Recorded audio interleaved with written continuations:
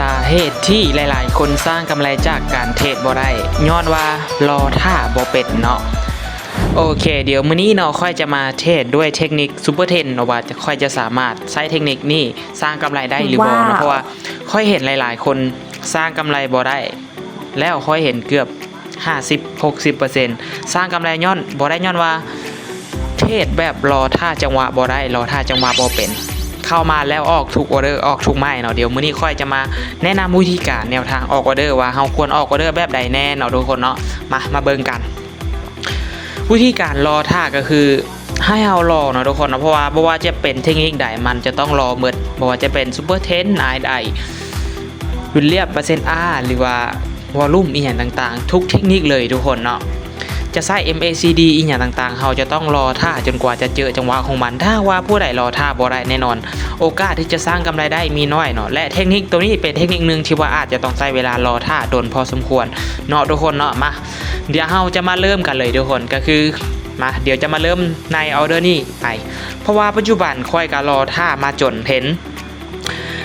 วิลเลียมบ่แม่นเนาะซุปเปอร์เทนเนาะทุกคนเนาะรอท่าจนกว่าซุปเปอร์เทนมันจะเป็นสีเขียวแล้วก็กลับมาเป็นสีแดงอีก3เส้นและปัจจุบันมันเป็นสีเขียวอีกเส้นหนึ่งแล้วสีแดง2เส้นถ้าหากว่าค่อยพบเห็นตลาดแบบนี้ค่อยจะบ่ทันออกออเดอร์แต่ถ้าว่าเป็นคนอื่นค่อยเชื่อว่าจะออกออเดอร์ไปแล้วแต่ถ้าว่าเป็นแบบนี้ค่อยจะยังบ่ทันออกออเดอร์เนาะทุกคนเนาะค่อยจะรอเนาะทุกคนเนาะค่อยจะรอจนกว่ามันจะเป็นสีแดงเบิดเนาะทุกคนเนาะนี่ก็คือปัจจุบันนี่ให้แต่ละคนสังเกตเฮาต้องรอจนกว่ามันจะเป็นสีเขียว3เส้นแบบ1 2 3ต้องรอจนกว่า3เส้นนี่จะเป็นสีเขียวเฮาถึงจะสามารถกดซื้อขึ้นได้เฮาถึงจะมีอัตราชนะสูงนะทุกคนเนาะถ้าหากว่าเฮารอจนกว่าจะเป็นสีเขียว3เส้นล่ะเฮาออกเลยจะเป็นจังไดนี่เห็นบ่เฮาจะวินแม่นบ่ตลาดจะเป็นเทรนขาขึ้นให้เฮาเลยแต่ถ้าหากว่าเฮารอบ่ได้แน่นอนโอกาสชนะมีน้อยเนาะทุกคนเนาะมาเบิ่งกันมาเบิ่งในออเดอร์นี้กันเลยเนาะทุกคนเนาะก็คือปัจจุบันมันเป็นสีแดงแล้ว3เส้นแล้วแท่งนี้มันก็เป็นแท่งสีแดงแล้วเนาะทุกคนเนาะมาเดี๋ยวเราจะมาเริ่มในออเดอร์นี้กันไปเลยทุกคนมาเบิ่งกันว่าจะสามารถสร้างกำไรได้หรือบ่เนาะทุกคนเนาะทุกเทคนิคต้องรอท่าเนาะทุกคนเนาะบ่แม่นว่าจะออกทุกไม้ทุกออเดอร์บ่ได้มาเดี๋ยวค่อยจะลองไปจัก25เหรียญก่อนเพราะว่าตลาดปัจจุบันมันบ่ค่อยงามปานใดเดี๋ยวค่อยจะทำการขายลงมาเลยทุกคนจะเซลล์ลงมาเดี๋ยวขายลงมาเนาะทุกคนเนาะมันดิ้นลงมาแล้วทุกคนเห็นบ่นี่คือข้อดีของการรอท่าจังหวะของมันถ้าว่ารอท่าได้เนาะทุกคนเนาะโอกาสที่จะชนะตลาดมีหลายเลยนี่เนาะทุกคนเนาะปัจจุบันเป็นตลาดขาลงแบบงามๆเลยทุกคนเห็นบ่เป็นแท่งเทียนยาวๆโอกาสที่จะดีดจะมีน้อยเนาะทุกคนเนาะมาเบิ่งกันว่าจะวินให้เราได้หรือบ่มารอท่าเนาะ4 3 2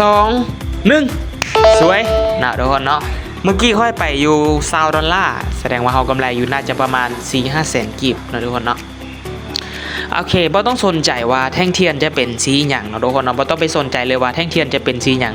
ขอแต่โตเส้นเนาะซุปเปอร์เทน3เส้นนี่มันเป็นสีเขียว3เส้นเฮาสีแดง3เส้นเฮาจะขายลงมาถ้าว่ามันเปลี่ยนสีปุ๊บมันเกิดเป็นเขียวอีกเส้นนึงคือปัจจุบันเฮาจะบ่ออกออเดอร์เฮาจะผ่านไปก่อนนะทุกคนเนาะก็คือเฮาต้องรอท่านะทุกคนเราต้องใช้เวลารอท่าเดี๋ยวเฮาจะมารอกัน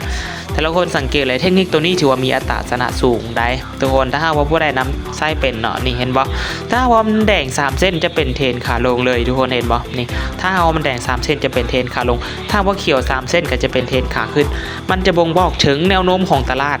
ล่วงหน้านะทุกคนเนาะนี่คือวิธีการนำไส้ถือว่าง่ายพอสมควรทุกคนลองไปปรับไส้เบิ่งนะทุกคนเนาะรอท่าให้เป็นแล้วเฮาจะเห็นกำไรทุกคนเนาะมาเบิ่งกันปัจจุบันก็คือแดง2เส้นแล้วก็เขียวเส้นนึงเฮาจะยังบ่ทันออกออเดอร์นะทุกคนเนาะเฮาจะรอไปก่อนบ่ต้องใจร้อนเพราะว่าการลงทุนมีความเสี่ยงเฮาอาจต้องใช้เวลาทุกคนเนาะทุกสิ่งทุกอย่างต้องใช้เวลา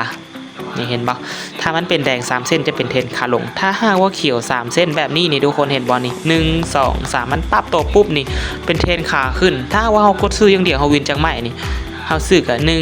2 3เฮาวินฮอด3ไม้พุ่นถ้าไม้นึงเฮาไปจาก$20นี่เฮากำไร1.5 อะไรได้ทุกคนนี่เห็นบ่นี่คือข้อดีของการรอท่าจังหวะของมันถ้าว่าเฮารอท่าได้เนาะทุกคนเนาะสำคัญหลายในการรอออเดอร์เนาะทุกคนเนาะแต่ทุกคนก็ลองเอาไปปรับไส้เบิ่งเด้อทุกคนเด้อลองรอให้เป็น แล้วจะเห็นกำไรเดี๋ยวเจอกันคลิปหน้าเนาะเดี๋ยวเจอกัน EP หน้าเพราะว่าคลิปนี้มันอาจจะยาวละโอเคเดี๋ยวเจอกัน EP หน้าเนาะทุกคนเนาะบ๊ายบาย